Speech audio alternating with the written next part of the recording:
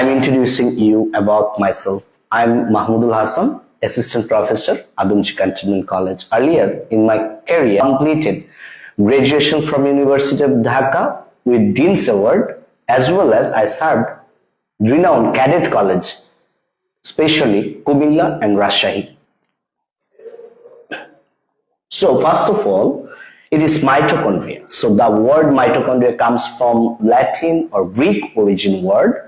Mitos means thread and granule means grain-like structure. So it is the meaning of the chondria. So mitochondria means thread or granule that indicates it is something small in size like the granules, and it is very thin. For that reason you can compare it with the thread. So dear students, most of the cases mitochondria found in all of the cells or all type of the cells, but importantly you have to remember that it is solely responsible for production of ATP. The process through which ATP is produced in our living cell that forms or that follows a reaction like C6H12O6, C6H12O6, and oxygen helps them to oxidize, and resulting it is the carbon dioxide, water, and it also produces the ATP. As it is the important source of ATP, only the organelles that can produce the ATP, adenosine triphosphate, with the help of addition of phosphate with ADP. For that reason, this reaction is called phosphorylation. In this reaction, oxygen is playing a great role. That is why you can say it is the oxidative phosphorylation. So, respiration process or aerobic respiration process is mostly taking place inside the mitochondria that has synonymous word like the oxidative phosphorylation. So, my dear students, obviously you have to remember this thing because there are two different types of question may come in your exam. Why mitochondria is called powerhouse? Because it can produce the ATP. So what is ATP? It is also a good question. Adenosine triphosphate. How it produce? It is producing by the addition of inorganic phosphate, and the process is called phosphorylation. How? With the help of oxygen. That is why it is called the aerobic respiration, as oxygen can unite or help them to break down. For that reason you can say it is the oxidation process or oxidative, and due to addition of phosphate it is the oxidative phosphorylation. So most probably a single question come in your exam. What is oxidative phosphorylation? So you have to be prepared to know this answer also. So next one, the number of mitochondria varies greatly in different cells. Normally it is present in each and every cells. I have said earlier, a number of these cells, these organelles, 300 to 400, but a single cell organism, especially amoeba, may contain more than 2000. In general, the highly metabolic cell, that means the cell that is solely responsible for production of many reactions inside our body, like our liver, who performs almost 500 different reactions. For that reason, you can say it is the important granule or important organelles that mostly present in the liver cell of human body. So next thing is that it's discovery. So if you think how it is discovered, it is Richard Woltman in the year of 1890 established them as a cell organelles and called them bioplast. But nowadays it is known as mitochondria, and this term is coined by the Carl Benda in the year of 1898. So if you see the structure, mitochondria is a bilayered structure. How many layers? It is bilayered structure, and this bilayered structure is called outer and inner membrane. Both membrane you are observing with a space. The space is known as intermembrane space, which is containing the liquids. That is called intermembrane fluid. So dear students, for your proper recognition, মাইটোকন্ড্রিয়ার দুইটি স্তর থাকে। বাইরের স্তরটিকে বলা হচ্ছে outer membrane, ভেতরের স্তরটিকে বলা হচ্ছে inner membrane. দুইটার মাঝখানে যে স্পেস থাকে তাকে বলা হচ্ছে ইন্টারমেমব্রেন স্পেস। এর ভেতরে যে তরল থাকে তাকে বলা হয় ইন্টারমেমব্রেন matrix. This membrane is made up of protein, lipid, and carbohydrate, like the model of Singer and Nicholson. So, for this reason, it is organic and it has living nature. The inner membrane is folded enormously. For that reason, each of the folding is called the cristae. So this cristae also containing the liquids, it is called the intercristae matrix, and it is also containing some granular structure which also bearing the stalk. It is called the stalk-like granular structure. If you see the nature of this structure, it is containing the sac, and finally it is containing a sac.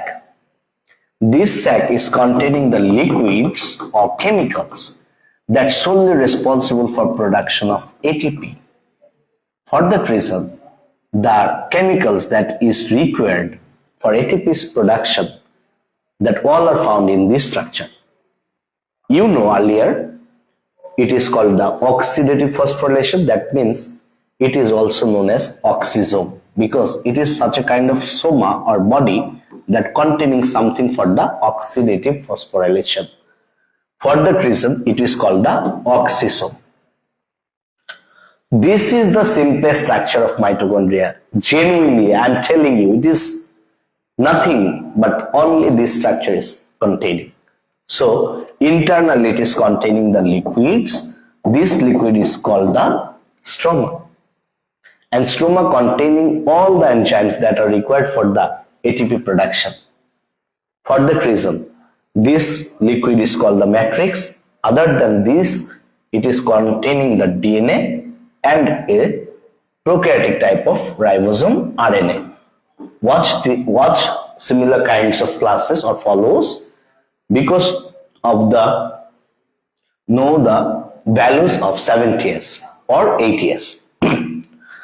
So dear students, I want to say the inner membrane is folded. That means inner membrane টা বিভিন্ন দিকে ভাঁজ হয়ে অবস্থান করে। এই ভাঁজগুলোকে বলা হয় ক্রিস্টি। ক্রিস্টির ভেতরে তাহলে কিছু লিকুইড ঢুকে যায়, এটাকে বলা হয় ইন্টারমেমব্রেন ম্যাট্রিক্স। যেমন আগে বলেছি, এখন বলছি ইন্টারক্রিস্টি ম্যাট্রিক্স। ক্রিস্টির ওয়ালের মধ্যে কিছু গ্র্যানুলার স্ট্রাকচার বা স্ট্যাক লাইক স্ট্রাকচার আছে, যাদেরকে আমরা বলছি অক্সিজম। কেন বললাম অক্সিজম? বিকজ অক্সিডেটিভ ফসফোরিলেশনের জন্য যে অক্সিজেন এবং যে ধরনের কেমিক্যালস দরকার সব কিন্তু এর ভেতরে পাওয়া যায়। ফর দ্যাট রিজন এটাকে আমরা বলছি অক্সিজম। এছাড়া মাইটোকন্ড্রিয়াতে সত্যি কিছু নাই, শুধু আছে লিকুইড যার নাম হচ্ছে ম্যাট্রিক্স, এবং আছে একটি সার্কুলার ডিএনএ, এবং এখানে আছে 7ts ধরনের রাইবোসোম। এই কারণে অনেকে মনে করেন এটি একটি প্রোক্যারিওটিক সেল, অর্থাৎ ব্যাকটেরিয়ার মতো, এবং মনে করা হয় একটা ব্যাকটেরিয়া বডিতে ঢুকে গিয়েছিল, যার সাথে সে সিম্বায়োসিস রিলেশন তৈরি করেছে মিউচুয়ালিজমের মাধ্যমে, এবং ফর দ্যাট রিজন এখান থেকে মাইটোকন্ড্রিয়া তৈরি হচ্ছে। এটাকে বলা হয় endosymbiosis process. So next thing is that plastid. Next thing will be the plastid. It is also very similar structure. It is also very similar structure, and it is discovered. It is discovered by scientist Ernest Haeckel, but the name coined by the scientist Schimpark in the year of 1883. Plastid has variable types, like some are containing the green pigments. For that reason, it can be said It is chloroplast. Sometimes it is containing the colorful pigments like chromoplast, and sometimes it may be the colorless. So you can see it is the leucoplast. Structurally, it is very close or similar to that of the mitochondria, because this is also containing two membranes. One is the outer membrane and another one is inner membrane. The difference is that both membrane is very smooth here, but in case of mitochondria, inner membrane was folded. This is the differences. This membrane also living, it also made up of protein, lipid and carbohydrate, and also containing the liquid at the places of intermembrane. So you can see it is the intermembrane fluid. Internally it is also containing the fluid, it is called the stroma, whereas the mitochondria is containing the fluid, that was the matrix. Mitochondrial matrix is containing only the chemicals or pigments, different ions, vitamins, but this is containing some stack structure which is like the disc. Each of the disc is called, it is the granum disc. Lot of disc places one to another and forming a stack. You can say it is the granum. Number of granum is 20 to 40 because it is single. You can say it is 2, 3, and this way you can count the number of granum.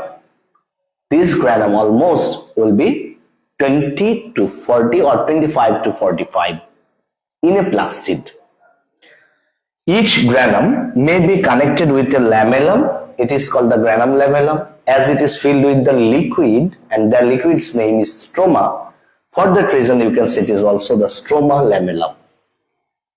So dear students, the liquid that have inside the plastid is called the stroma. The connector or lamellar structure that connects the granum or granum disc, that is called the stroma lamellum or granum lamellum. Each of the disc has many thin areas, that is called the thylakoid. Each of the thylakoid has some chambers for containing the pigments, that is called the quantosome. So quantosome actually the structure which containing many different kinds of pigments separately. If it is containing chlorophyll A, chlorophyll B, then you can say it is the green plastid. If it is containing many other pigments and the amount of green pigments is very low, on that time you can say it is the colorful plastid. Colorful plastid helps in pollination process, that is very vital for the food production because it is the first and foremost thing for the reproduction. So green plastid helps to capture the sunlight for the requirement of the photosynthesis. Colorful plastid helps to attract the pollinators, especially insects. And the colorless plastid, that is containing nothing or any kinds of pigments, that helps to store the food materials. For that reason, we can say plastid can store protein food materials as it is the proteinoplast or proteoplast. You can say it can store the lipids, that is why it is called elaioplast. When it stores the carbohydrate food materials, you can say it is the amyloplast. So according to the nature of the storage food materials, plastid can store different kinds of food. According to the nature of food, their names also can be changed. Their name also can be changed because of the color. If it is green, you can say it is chromoplast. If it is other than green but differently colors like yellow, it is xanthophyll pigment. When it is present, on that time you can say it is the chromoplast.